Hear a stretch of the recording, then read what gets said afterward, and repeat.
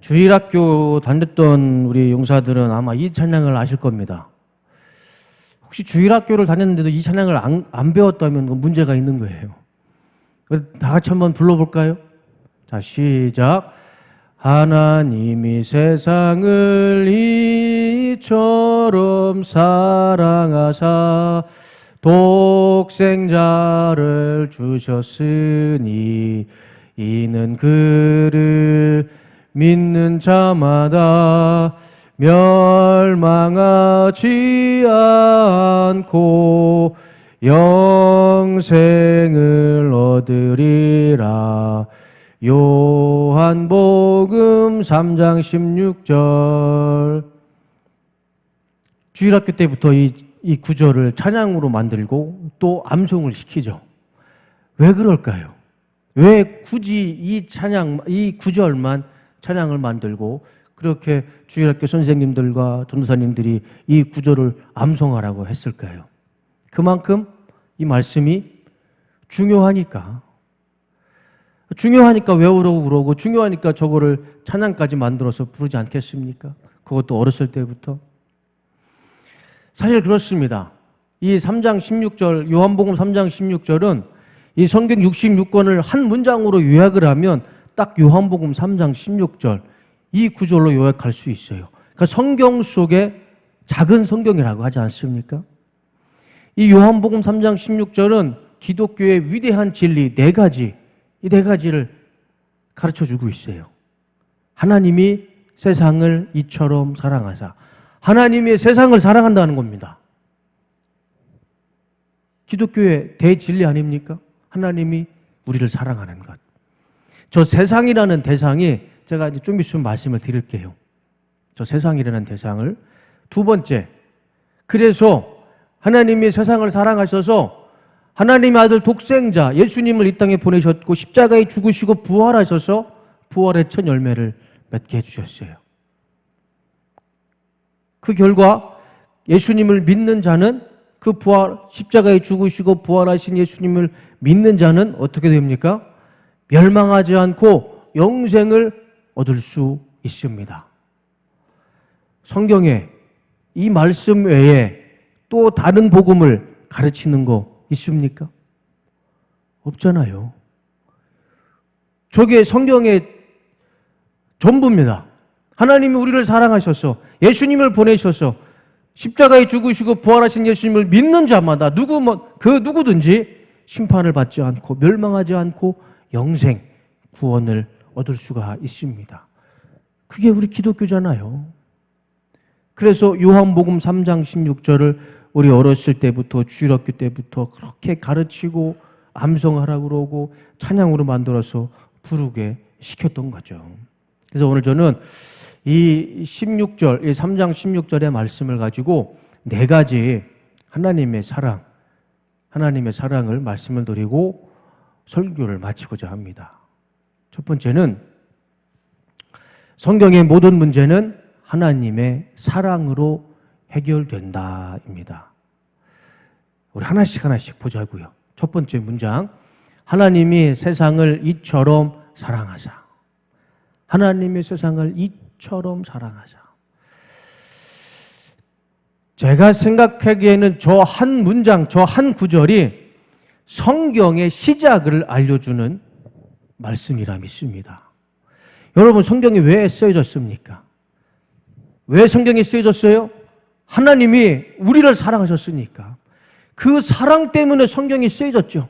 하나님이 하나님의 본의를 자랑하려고 성경 쓰인 거 아닙니다. 우리를 사랑하셨기 때문에 성경을 쓰신 거죠. 66권의 내용이 쓰여진 거죠. 그러니까 성경을 우리가 바라보았을 때 대진리, 기본 전제는 하나님이 우리를 사랑하시는 것, 그것이 기본 전제가 되어야 되는 거예요. 그것이 하나님 우리를 사랑한다는 건 그 기본 전제 위에 성경의 내용이 쌓여진 겁니다. 하나님의 사랑이 아니면 성경 말씀 자체가 성립이 안 돼요. 그렇지 않습니까? 성경의 시작은 하나님의 사랑으로부터 시작이 된 겁니다. 그래서 성경의 서론은 하나님의 사랑이고 성경의 본론도 하나님의 사랑이고 성경의 결론도 하나님의 사랑인 것입니다. 성경을 읽다가 이해가 안 되는 부분들이 있죠. 그래서 우리는 그것을 성경의 난자라고 합니다. 여러분들도 성경을 읽다 보면 참 이해가 안 되는 구절이 많이 있을 거예요. 그러면 다른 데 찾아보지 마세요.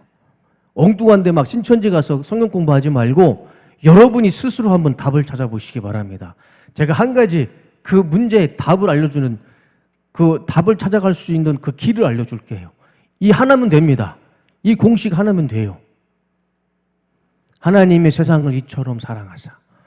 이것만 대입하면 모든 성경의 문제는 해결될 수 있어요. 하나님 사랑 때문에 여러분이 생각하는 성경의 모든 문제, 난제들은 다 해결할 수 있어요. 예를 들어 볼까요?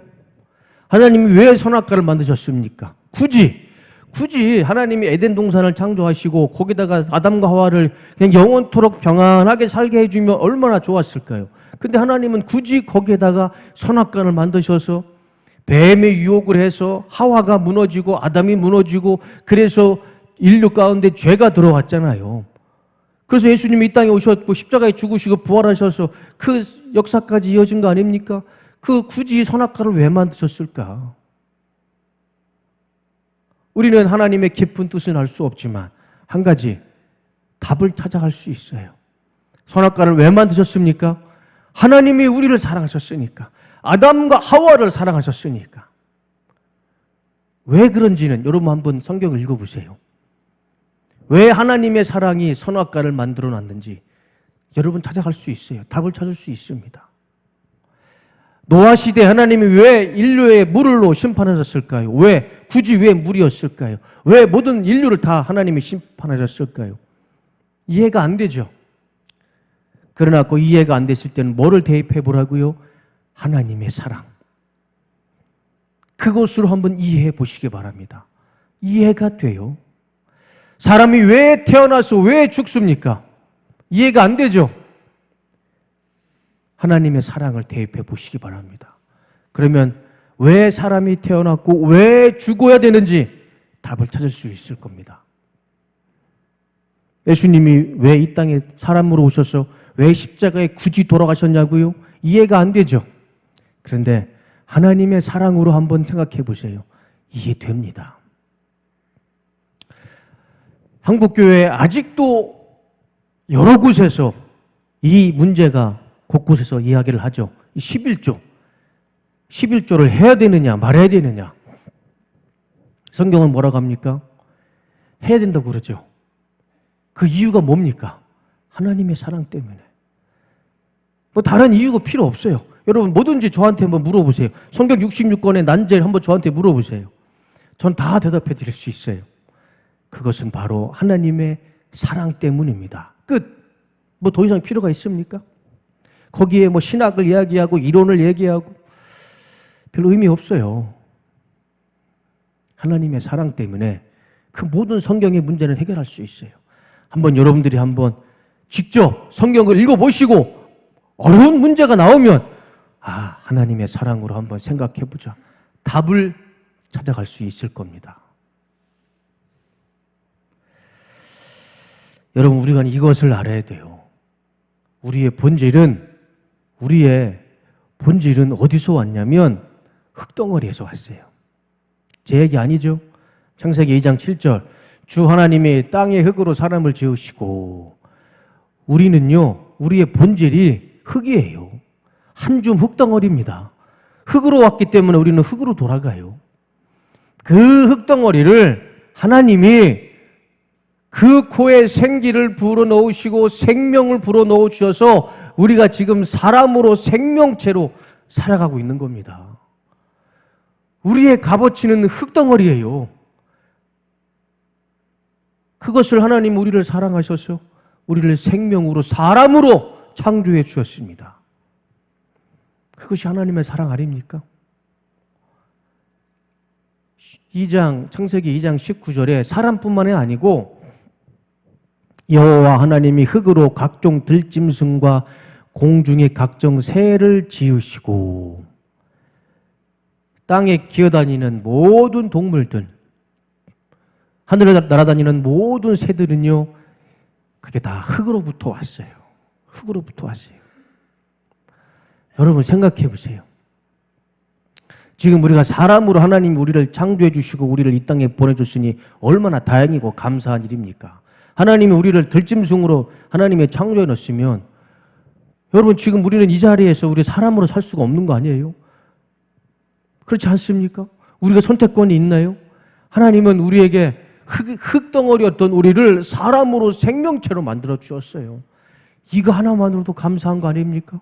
이거 하나만도 하나님의 사랑이 우리에게 임한 거 아니겠습니까? 우리가 지금 사람으로 태어나서 숨을 쉬고 살아가는 것, 이게 하나님의 사랑이잖아요. 지금까지 내가 무슨 수로 이렇게 건강하게 이 자리에 앉아 있을 수 있겠습니까? 하나님의 보호하심과 하나님의 은혜와 하나님의 사랑이 있었기 때문에 지금 여러분들이, 지금 저와 여러분들이 이 자리에 건강하게 앉아서 예배 드릴 수 있는 건 아닙니까? 우리의 시작은 하나님의 사랑이었고 우리의 인생은 하나님의 사랑이고 우리의 끝도 하나님 사랑 안에서 우리의 인생이 끝나는 겁니다. 우리 인생 자체가 하나님의 사랑이잖아요. 성경의 모든 문제는, 또 우리 인생의 모든 문제는 하나님이 우리를 사랑하시기 때문에 이 문장 하나에 그 답을 찾을 수가 있다는 것이죠. 두 번째는 하나님 사랑의 크기와 깊이를 알 수 있다입니다. 좀 건방진 소리일 수도 있겠지만 그래도 우리는 어느 정도 하나님의 사랑의 크기와 깊이를 알 수가 있습니다. 우리 찬송가에도 측량할 수 없는 하나님의 은혜라는 찬양의 가사가 있죠. 그렇죠. 우리는 정말 하나님의 사랑을, 은혜를 측량할 수 없죠. 우리가 어떻게 감히 하나님의 사랑과 은혜를 그거를 측량할 수 있겠습니까? 제한적인 하나님의 사랑을 말씀드리려고 하는 것이 아닙니다. 우리 인간적인 이성과 인간적인 판단으로 하나님의 제한적인 사랑을 말씀드리려고 그런 게 아니고 우리는 말씀을 통해서 하나님의 그 깊으신 사랑, 그 하나님의 값진 사랑, 때로는 괴롭고 고통스러운 그 하나님의 사랑을 말씀을 통해서 우리는 알 수 있다는 것이죠. 어느 정도. 그 말씀이 무엇입니까? 이거죠. 독생자를 주셨으니. 우리는 저 문장 하나로 하나님의 사랑의 깊이를 우리는 어느 정도 알 수가 있어요. 좀 더 쉬운 성경으로 볼까요? 현대인의 성경인데 하나밖에 없는 외아들마저 보내주셨으니. 여러분, 아들을 사지로 몰아넣는 아버지 보셨습니까? 내 아들을 죽음의 땅으로 보내는 그 아버지를 보셨어요? 내 아들은 죄가 없어요. 죄가 없는 아들인데 죄가 죄를 지어서 죄에 오염돼서 심판을 받고 죽어야 하는 다른 사람들에게 가서 네가 대신 저 사람들의 죄를 뒤집어 쓰고 대신 죽어라. 그렇게 죄 없는 아들을 보내서 죽이는 아버지를 보셨습니까? 그런 아버지는 없어요. 근데 우리 하나님은 그러셨잖아요. 예수님은 죄가 없으신 분이었습니다. 하나님의 아들이셨어요. 그런데 그 아들을 사지로 몰아넣으셨어요. 인간의 죄를 대속하시기 위해서 하나님은 그 아들을 이 땅에 보내주셨습니다. 거기에 하나님의 사랑을 우리가 좀 이해할 수 있지 않겠습니까? 저 말씀 가운데 독생자를 주셨으니, 아들을 주셨으니, 저 한 구절 안에 하나님이 우리를 얼마나 사랑하는지 우리는 이해할 수 있잖아요. 자신의 아들을 사지로 보내는 아버지는 없습니다. 하나님이 아들이신 예수님을 사랑하시는 것만큼 우리 인간을 사랑하셨기 때문에, 어쩌면 예수님보다 우리를 더 사랑하셨기 때문에 하나님의 아들 예수님을 이 땅에, 이 죽음의 땅에 보내주셨던 것이죠. 그게 저 한 문장이잖아요. 독생자를 주셨으니. 우리에게 나에게 주신 거 아닙니까? 저기에 하나님의 사랑이 있잖아요. 저걸 하나님의 사랑 말고는 무엇으로 해석이 가능하겠습니까? 하나님이 세상을 이처럼 독생자를 주신 것처럼 하나님이 저와 여러분들을 사랑하신 거죠. 뭐 더 설명이 필요하겠습니까? 제가 앞에 말씀드렸죠. 저 세상이라는 정체가 무엇일까? 도대체 저 세상이 뭐길래 하나님은 저 세상을 뭐길래 독생자를 주실 만큼 우리를 사랑하셨을까? 저 세상. 헬라 성경어로 보면 이 코스몬이라는 단어인데 이 원문은 이 코스모스라는 단어입니다. 여러분 많이 들어보셨죠? 코스모스. 그 뜻이 세계, 우주, 지구, 땅의 거민, 인류, 하나님으로부터 소외된 모든 인간을 저 세상, 코스모스라고 이야기하는 겁니다. 그러니까 하나님이 세상을 이 세상이라고 했을 때는 하나님이 창조하신 이 모든 지구 우주 만물을 다 사랑하셔서 하나님 앞에 소외된 모든 인간들을 사랑하셨기 때문에 독생자 아들을 우리에게 주신 거예요. 여러분, 하나님으로부터 소외된 자가 누구였습니까? 우리잖아요. 저와 여러분이었지 않습니까? 우리가 예수님을 믿기 전에는 하나님으로부터 철저하게 외면당하고 소외된 사람들 아니었습니까? 우리가 하나님으로부터 소외된 자들이었잖아요. 소외됐을지라도 하나님이 사랑하셔서 우리를 하나님이 하나님의 자녀로 삼아 주신 거 아니겠습니까? 여러분, 저 말씀을 여러분들은 지금은 이해는 하지만 사실 마음속 깊이 공감은 되지 않을 겁니다.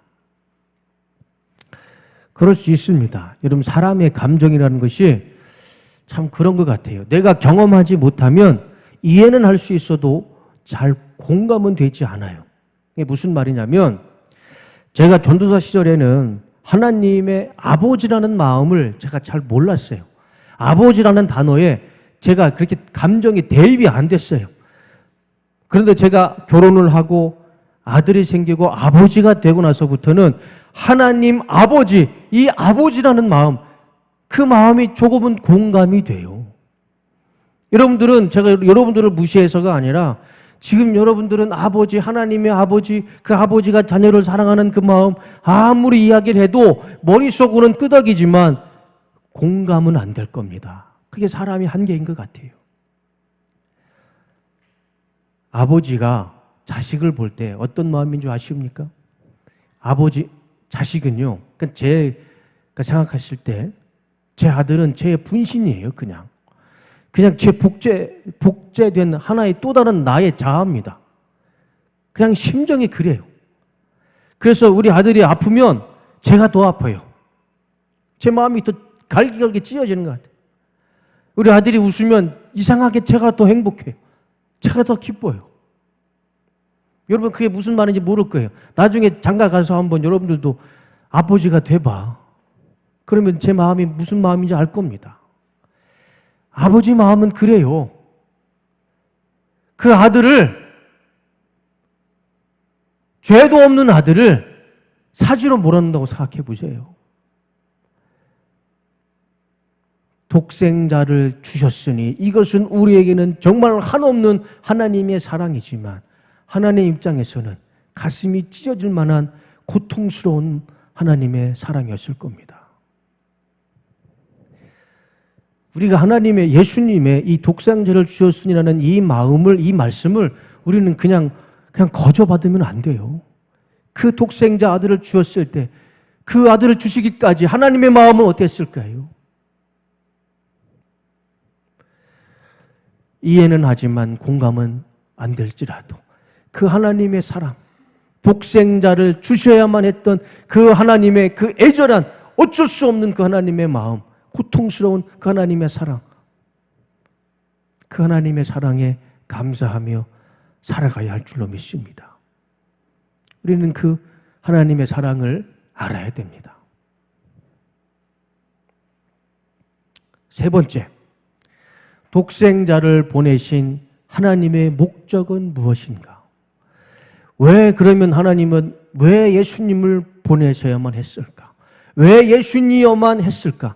여러분 생각해 보면, 우리 인간적인 생각으로 생각해 보면, 굳이 예수님이 아니더라도 하나님은 다른 방법을 만드실 수 있는 분 아니겠습니까? 그렇잖아요. 굳이 예수님이 이 땅에 오셔서 십자가에 돌아가지 않으셔도 다른 방법을 하나님이 만드실 수 있는 분이잖아요. 그런데 굳이 하나님은 독생자, 하나님의 아들 이 땅에 보내서 주셨어요. 왜 그러셨을까? 왜 예수님이어만 했을까? 그 이유를 여기에서 찾을 수 있어요. 이는 그를 믿는 자마다. 왜 예수님을 보내주셨냐고요? 예수님을 믿게 하기 위해서. 왜 믿게 하시려고 했을까요? 그 이유를 사도행전 4장 12절에 이렇게 말씀합니다. 이 예수 밖에는 다른 아무에게도 구원은 없습니다. 사람들에게 주신 이름 가운데 우리가 의지하여 구원을 얻어야 할 이름은 하늘 아래에 이 이름밖에 다른 이름이 없습니다. 우리를 구원해 주시기 위해서, 예수님으로 인해서, 예수님을 믿음으로 인해서 우리를 구원해 주시기 위해서 하나님은 예수님을 선택하셨던 거고, 예수님을 이 땅에, 독생자 예수님을 이 땅에 보내셨던 겁니다. 예수님을 믿음으로 우리를 구원해 주시길 위해서. 그거밖에 없잖아요. 예수의 이름 외에는 구원이 없게 하시기 위해서 하나님은 독생자 예수님을 우리에게 보내주신 것입니다. 그래서 우리는 예수님을 믿음으로 구원받을 수가 있게 된 거죠. 이게 하나님의 사랑이죠. 이게 하나님의 사랑 아닙니까? 마지막으로, 그러면 하나님의 사랑의 결과는 무엇일까요?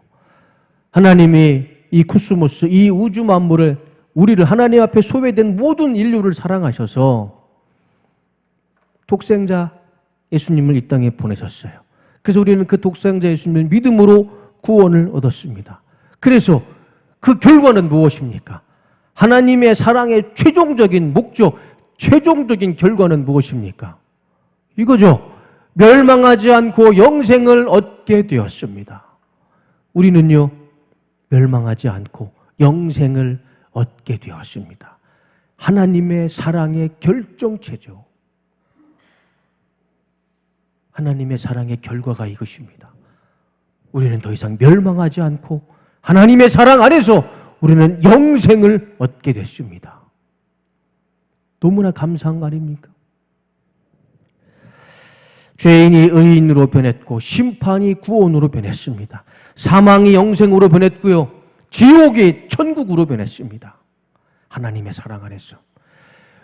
이제 우리는, 하나님의 사랑을 믿는 우리는 더 이상 멸망하는 자리에서, 죄의 자리에서, 심판의 자리에서, 죽음의 자리에서, 영원한 사망의 자리에서 우리는 의의 자리로, 생명의 자리로, 영생의 자리로, 구원의 자리로 우리는 자리를 옮길 수가 있게 된 것이죠. 멸망하지 않고 영생을 얻게 하려 하심이라. 이게 하나님의 사랑의 최종 목적이고 결과인 것입니다. 우리는 하나님의 사랑 안에서 영생을 얻은 하나님의 자녀가 됐습니다. 이것을 믿으시기를 주님의 이름으로 축원합니다. 설교를 마치겠습니다. 요한일서 4장 16절의 말씀으로 설교를 정리하고 말씀을 마치도록 하겠습니다. 다 같이 한번 읽어볼까요?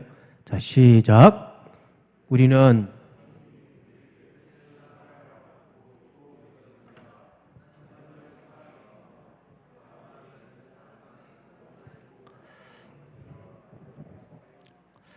요한일서에 하나님의 사랑을 아주 잘 요약해 주셨죠. 우리는 하나님이 우리에게 베푸신 사랑을 알았고, 우리는 요한복음 3장 16절 이 한 구절만으로도 하나님이 우리를 얼마만큼 사랑하는지 알고 있습니다. 우리는 또 알게 됐어요. 이제 우리는 하나님의 사랑을 알았습니다. 이제 우리는 그 하나님의 사랑을 믿게 됐습니다. 하나님은 사랑이십니다. 그래서요, 우리는 그 하나님 사랑 안에서 살아가는 영생을 얻은 하나님의 자녀가 됐습니다. 그 은혜에, 그 사랑에 감사하며 살아가시길 바랍니다. 그리고요, 우리가 하나님 안에 살아간다면 하나님 역시 우리 안에 있는 것이죠. 지금 하나님의 사랑 안에 있는 우리는 이 자리에 하나님이 우리와 함께 하시는 줄로 믿습니다. 우리가 하나님 안에 있고 하나님이 우리 안에 있는 것, 우리가 먼저 하나님을 선택한 것이 아니라 하나님이 먼저 우리를 선택하시고 우리를 자녀 삼아 주셨고 우리를 사랑해 주셨어요. 그래서 우리가 이 은혜와 사랑을 누리며 살아갈 수 있는 건 아니겠습니까? 그래서 오늘 우리가 보았던 요한복음 3장 16절 그 하나님의 사랑을 우리 삶 가운데서 우리가 누리며 살아가고 있는 건 아니겠습니까? 그 하나님의 사랑에 감사하며 살아가는 하나님의 아들, 하나님의 딸, 하나님의 자녀의 삶이 되시기를 주님의 이름으로 축원하고 축복합니다. 이번 한 주간 살아가실 때에 하나님의 나를 사랑하시는 것만큼 우리도 하나님을 사랑하며 살아가길 원합니다. 하나님이 우리에게 말씀하셨죠. 내 이웃을 내 몸과 같이 사랑하라. 한 주간 하나님을 사랑하고 그 하나님 말씀에 순종하여 내 이웃을 내 몸과 같이 사랑하며 살아가시기를. 그래서 한 주간 하나님의 사랑이 가득한 은혜와 사랑이 충만한 여러분의 삶이 되시기를 주님의 이름으로 축원하고 축복합니다.